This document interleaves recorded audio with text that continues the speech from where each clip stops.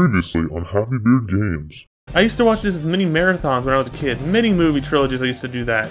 Not just Back to the Future, but movies like Who Framed Roger Rabbit, The Ghostbusters, Star Wars, Indiana Jones, Batman. Lots of classic films and other 80s hits. One of the things that I like to do now that I'm grown up is go back and revisit those films. But not just the films. I like to check out the video games based on those films that I may or may not have missed out on. Oh no, 1989 LJN Toys and 1985 Universal City Studios.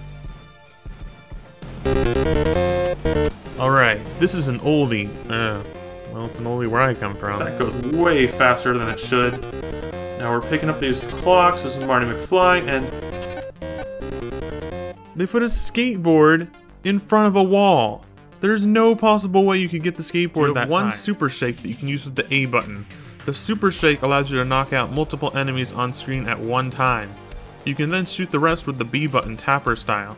I recommend saving that super shake for when things get a little hairy towards the end of the level. It's not my favorite game to play, but by the way guys, it's about to get a whole lot worse.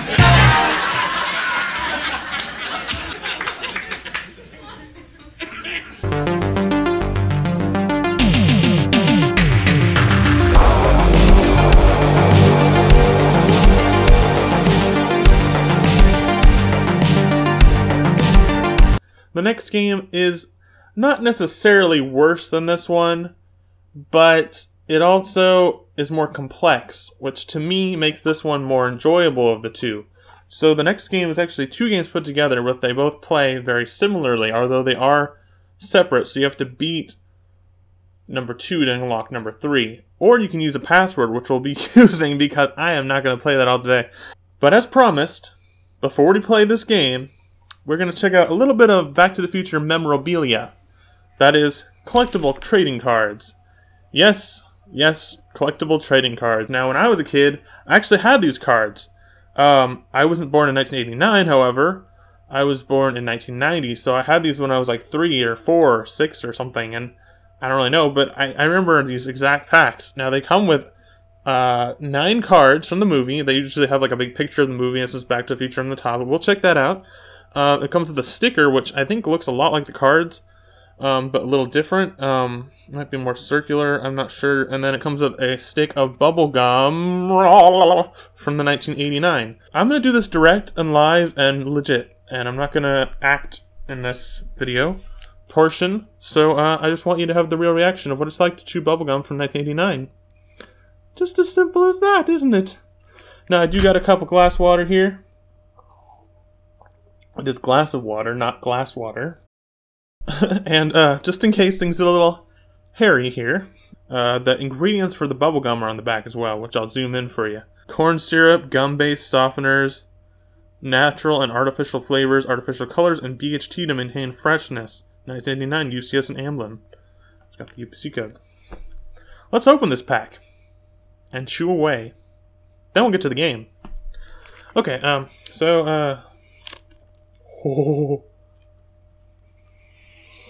it smells good. Actually, it doesn't smell. Oh no! Oh no! What have I got myself into? These look old. Oh man, I feel like an ancient man. Just the gum. There's no design on it. It's just putrid Pepto Pink. Save one for a little bit later, and one for now. One for the game, one for now. I think that sounds good. The smell is very soft, very light smell of just like plain sugar dust, kind of. Like a little bit sugary, dusty, powdery. I like that smell. You know? This one has me a little worried because it actually tastes pretty good. Well, oh no! Oh no! I think I ate it. And it's tasting like rubber gloves.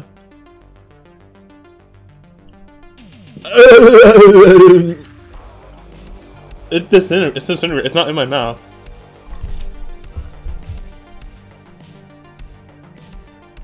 I know you want to see that, but some people like to see that.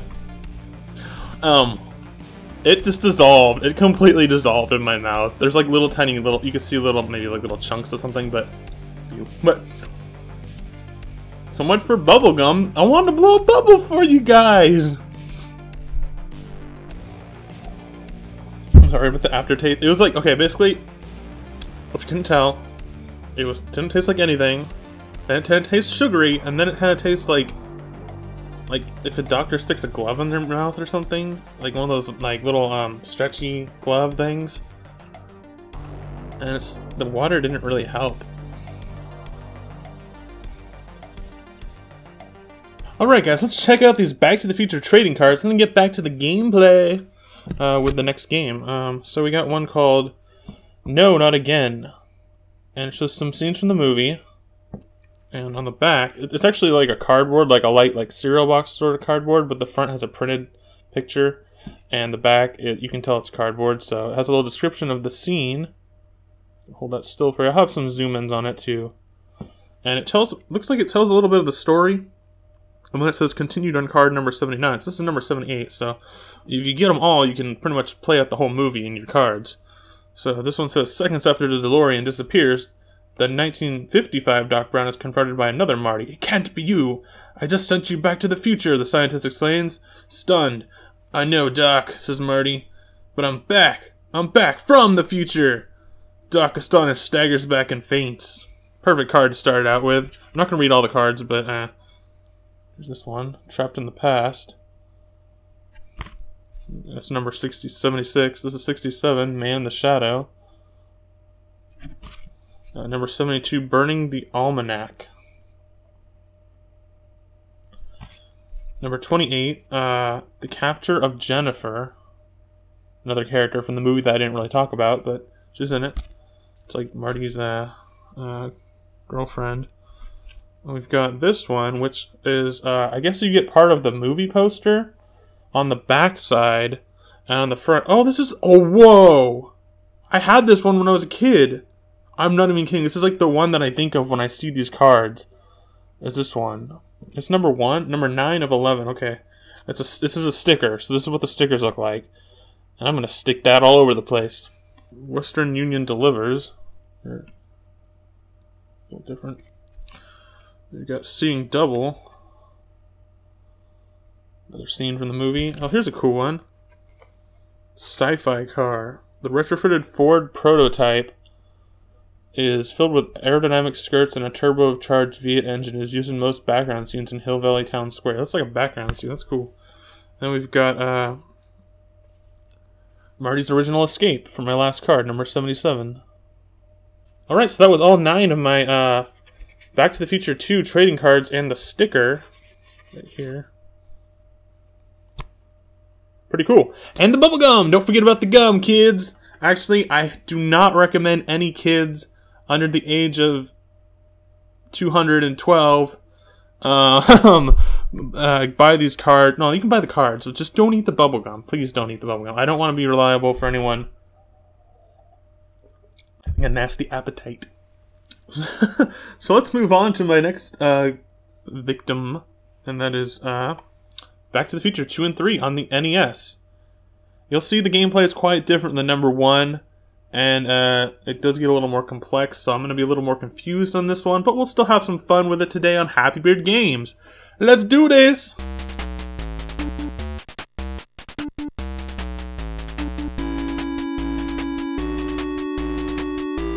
Well, it has a different song, slightly less repetitive, but I'll let that slide again for this one. I was a little harsh on the first game, but in some ways it deserved it. So I got Back to the Future 2 and 3 for the NES going here.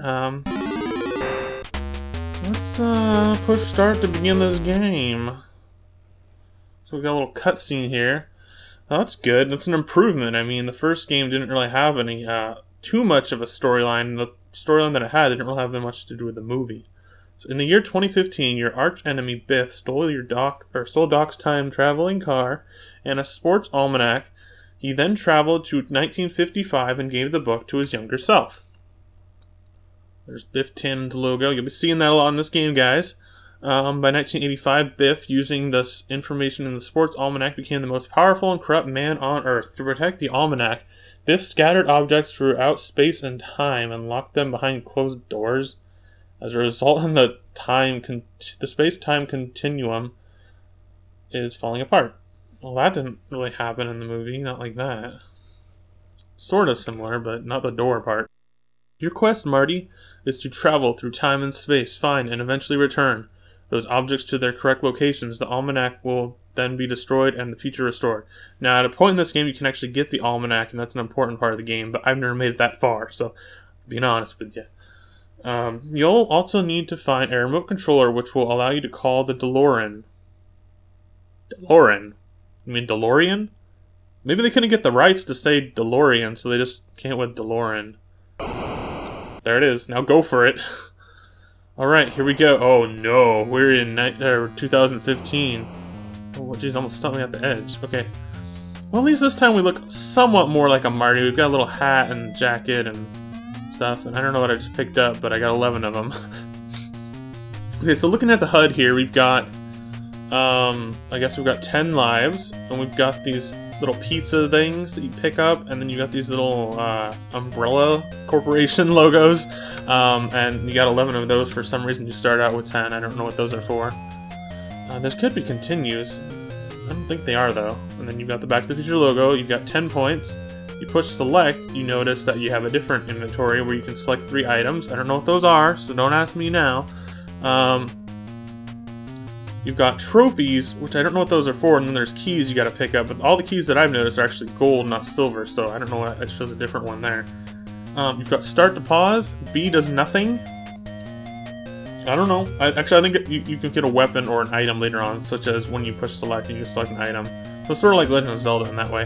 And then you got A to jump. Pretty simple. Now, the jumping is a little wonky on this game because, okay, you can run and run pretty fast actually, but when you jump, you can like push it like tiny jump, and you can jump a little bit, or you can hold it down and jump high. But it's a little, it's like Mario, but it doesn't really feel as fluid as Mario. It's like half as good as Mario, so it's a little confusing. It's not the same as Mario. That's what I'm saying here. What I'm trying to say, but okay, so we started in front of Biff Bar, and I think I'm gonna try some more bubblegum, guys. Don't mind if I go. Blah, blah, blah, blah, blah, blah. Yeah. Okay. It tastes like I'm gonna barf. Jump in the Biff Bar. What is this, Donkey Kong? Wait, what? I'm not picking up everything. It tastes like poop. No, I'm serious. This is really bad. What do I do? What do I do? Ah! Go down the pipe! I'm Mario! I'm Mario!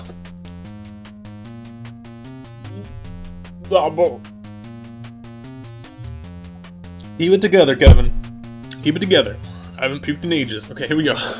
Nothing can respawn. Hey, was that a Donkey Kong sound? No. Okay, the music actually changes in this game. It's not the same as the title screen music. And there's at least one other song in this game when you get to number 3. But I actually kind of like this tune. It's kind of simple. It's not the greatest sounding, but it sounds kind of entertaining to me, and it sounds a lot better than anything in the first game, in my opinion. So this song's alright. The graphics are pretty putrid, though. So I guess what we're doing is it's sort of like a Goonies 2. Remember when I played Goonies 2 on the NES? It's sort of like that, but not quite as good. And is that a snail? And a Spiny, which I think you can actually jump on the Spiny. So it's not like Mario Bros. Where the Spiny. It's actually more like a Koopa, actually. Just looks really spiky. Which throws you off. Makes you seem like you would get hurt on it, but you don't. So there's one of those doors that was mentioned in the opening cutscene, if I can get to it. I have not been able to open this door, but I think you just need a key. But at this part in the game, I have not actually opened that door, I don't think. I've played it a few times, but like I mentioned at the beginning, these are not games that I grew up with, so let's see if we can hop, hibbity, hoppity, hibbity. Come back here, Frylock. I got hit! It was like a Smash Bros. Like smashed across the screen. Oh no! Oh, wait, what? Why is it go so fast? There we go. Oh no, it's one of these games where it throws an item at you. There's a few games like that on NES that I know, one of them being Fist of the North Star. But this one's a little more throws it out. Oh, I got the key. I wasn't even trying for that. See, I think the keys come out of specific enemies. We're actually gonna go back to that door if I can. Oh, jeez, that gum is terrible. Once again, guys, I actually swallowed it. It didn't chew like bubblegum. I'm sorry. Couldn't blow a bubble for you. I don't even know how to blow bubbles. So we're hopping over there. I got hit by a random storm cloud that shoot hail at me, and that bounced off the ground and killed me. Tough guy, Marty. Tough guy. So we're going back to that door, if I can figure out where it was. I think it's further back than I thought it would be. But yeah, like I was saying, you get these keys, and I think you get them from specific enemies. When I was playing this before, I noticed that they would come out of the same enemies even if you started the game over. So, let's try this door. I've never been through it. Ooh. Oh, that sinking feeling. Oh, it's like Dig Dug. Dig Dig Dug, dig dig dig dug. Wait, that's not the right song. It's like Pac-Man. Okay, so we pick up these little L coins, which... Oh! That's the sinking feeling again. Oh, you don't just love it? Those putrid green skies.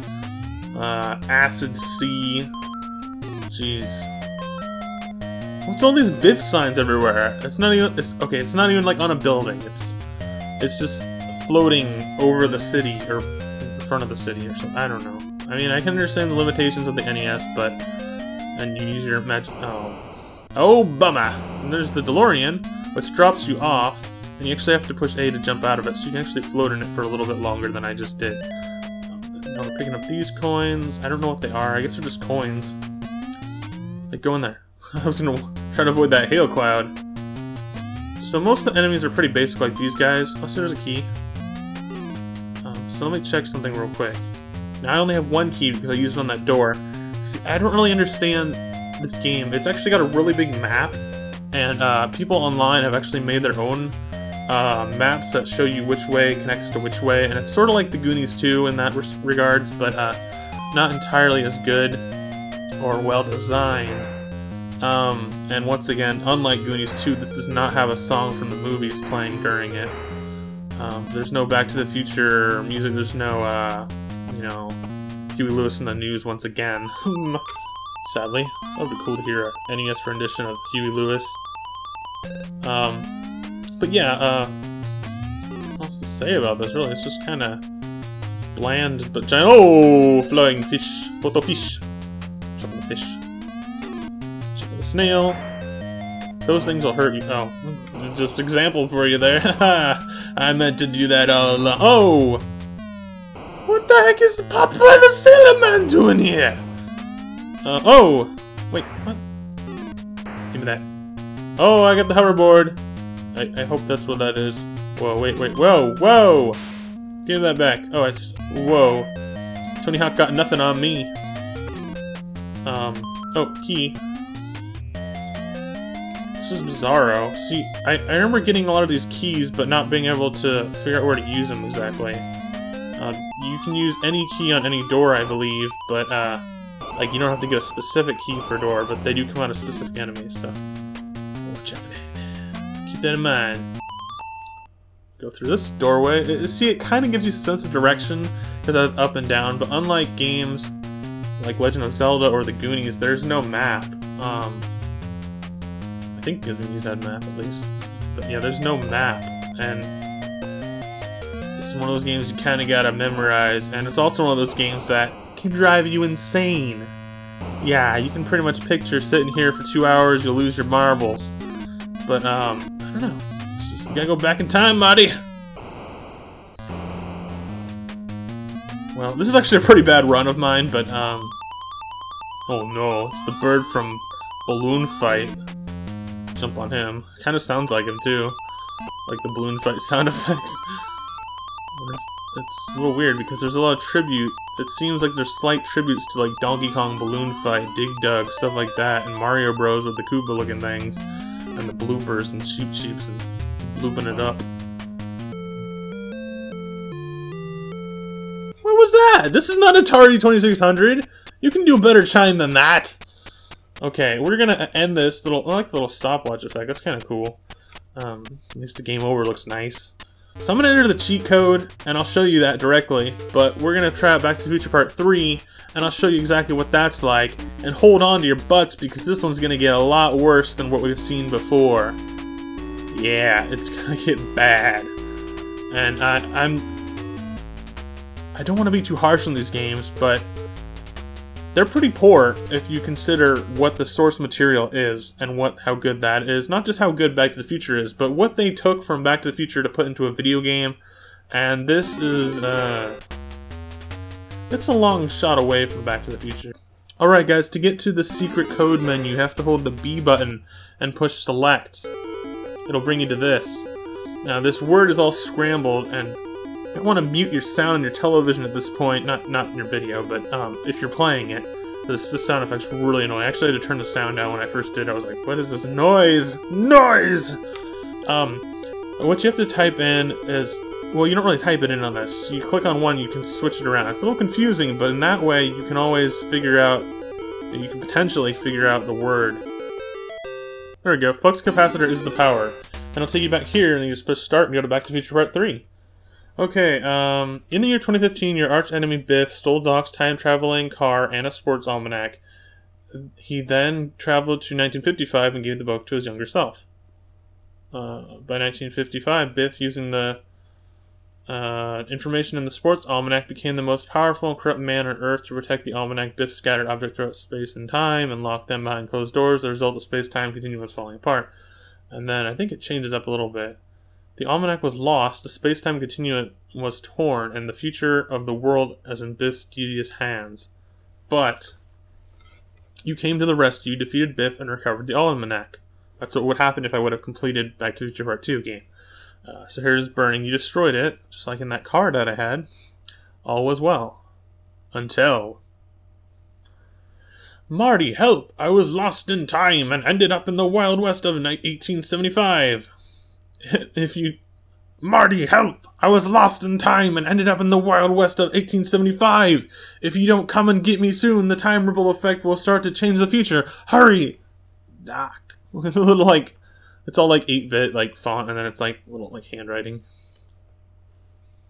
Looks like it is not over yet, Marty. Now you have a new quest to find the Doc. The Doc. Quick, off you go, Marty. Oh no. Oh no, guys. It's Back to the Future Part 3? Yeah, this looks like a generic Western stereotype game. And is that a... do I go in there? Ooh. Oh, it's a secret object room. Let's get out of here. I don't know what the secret object is yet. We just started, and what? I'm confused. Okay, here we go. Sorry, I didn't see that guy. I didn't see you there, man. So yeah, this is just like Back to the Future Part 2 game, but you know, it's on the same disc, of course, so... Oh, you can go up here? Whoa, I didn't know you could go up here, actually, guys. I didn't know that, but yeah, so everything's the same. The controls are the same as in number 2. Everything's pretty much the same gameplay. But it is more difficult. And that's Scorpion! Come on! Like, I'm real, man. What was that about? Yeah, these guys are tough. It's relentless. So it is a challenge if you're able to complete number 2. It's sort of like the hard game on, you know, like Zelda or something. I guess you could compare it to that. Let's get out of here. Oh, how, you never catch me in here. Or out here. Oh, no. Oh, come on. What is this bridge? Jump on a skunk. Jump on a skunk. Okay. There we go. What did I do? Oh, that... I didn't even know that until now, guys. This arrow, direction arrow, is the same as those gateways on number 2. Wow, see, I didn't know that. You learn something new every day. The more you know. Because knowledge is power, and yeah, enough about that. But, yeah, Back to the Future Part 3. What can I say? It's a very generic-looking, in appearance, Western stereotype, but it is, of course, Back to the Future. And Part 3 is pretty much set in a Western setting, almost entirely, or at least with those kind of themes. TNT, oh, that's a bad guy. What?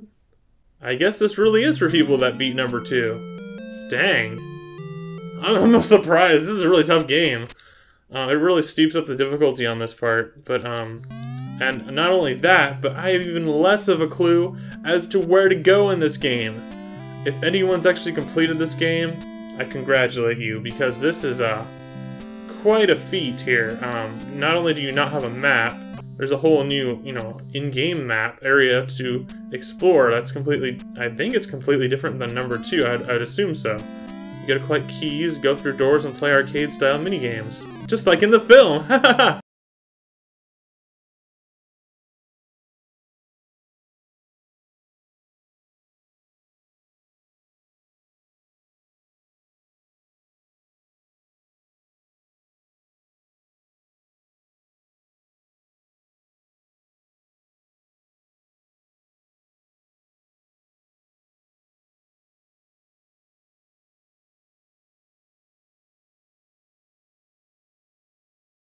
Oh man.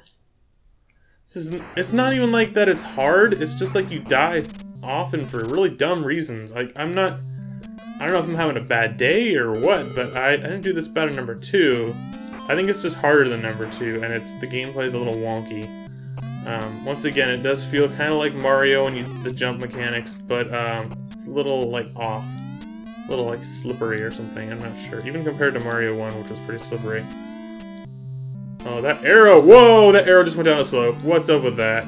I can understand shooting an arrow and it might go up a slope in video game terms, but that arrow was chasing me, man. So there's not too much to say about number... Oh, what the heck? Hey! I'm a bear running around! Very cartoony style bear running around. Okay, thank you, stereotype. Here we go. We'll get the end of the trail here, boys. Man. It's weird. It's kind of weird, but you see the clouds, and it kind of seems like the background clouds from Mario Bros., but they're like the walking clouds, so you can step on all the clouds. It's kind of off when you're jumping. And is that an evil tumbleweed? Or a rock?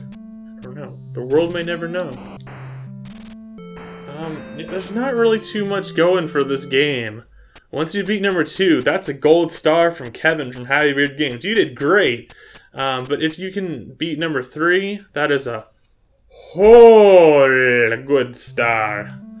Because, man, this is, I just don't...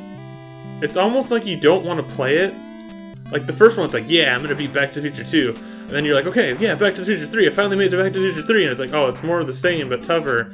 And it looks... Well, it doesn't look as putrid. It's colorful blue sky. And, colorful critters and...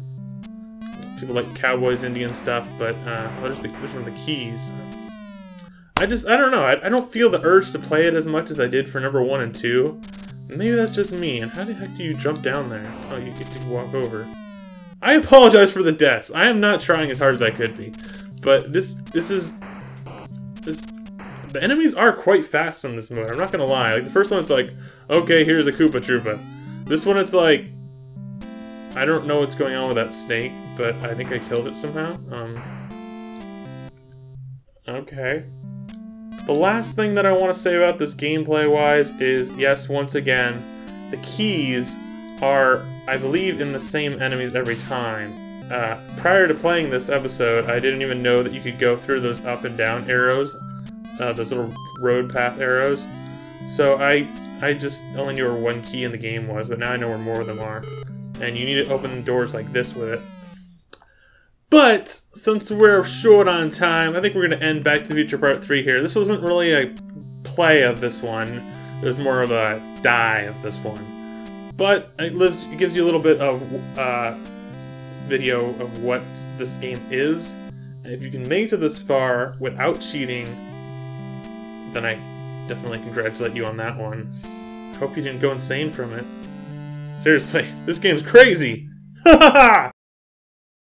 Well, that was it, guys. Back to the Future Part 1, 2, and 3, all on the Nintendo Entertainment System. Yes, these games definitely live up to their movie counterpart. No, they do not. But in some cases, such as the first one, it offers a unique arcade experience loosely tied to the film, and that's the plus that that's got going for it. Whereas on number 2 and 3, they've just got platforming madness. Starts out pretty cool on number 2, kind of drifts into a very difficult confusion into number 3, although I'd assume if you completed number 2 in one run and then made it to 3 without using a passcode, then I would say it would probably be up to your own experience of gameplay, so you'd be able to do it easier, but at least better than me. I was very confused playing number 3, I'm going to be honest with you. It was difficult, and not just difficult, it was, I felt kind of lost, and that's not a good thing for a video game. You know, I mean, I'm all for, you know, a challenge, and even cryptic things in games. There's a lot of cryptic NES games. There's not too many hold your hand games like there are today, but, I don't know, I think that, maybe a little too cryptic sometimes, especially without a map. I don't know if you ever get a map in this game.